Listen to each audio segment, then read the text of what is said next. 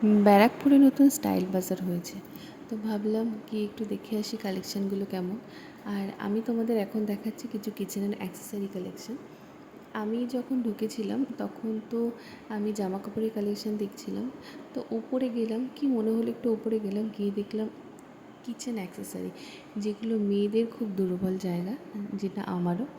তো আমি গেলাম, গিয়ে দেখলাম, আমার তো ভীষণ ভালো লেগেছে আর অনেকটা রিজনেবল প্রাইসে।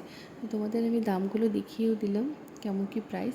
আমার তো ঠিকঠাকই লাগলো, তোমরা বলো তোমাদের কেমন লেগেছে।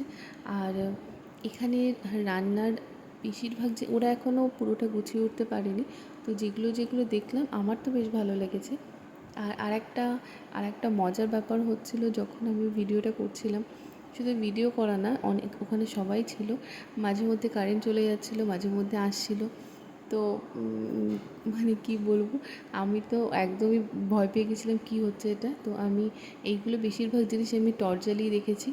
তো যাই হোক, আর গ্লিটারি এই কাপটা আমার তো ভীষণ ভালো লেগেছে, কিন্তু আমি কেনার মুডে ছিলাম না, নিতে পারিনি। আর ভাবছি এর পরে একদিন যাব, গিয়ে কিছু কালেকশান আমার পছন্দ হয়েছে সেগুলোই আমি আনতে যাব, আর তোমাদের সাথে সেটা শেয়ারও করব।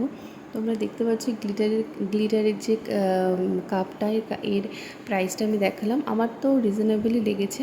আর এই কাপটাও ভীষণ ভালো লেগেছে, তোমরা জানিও।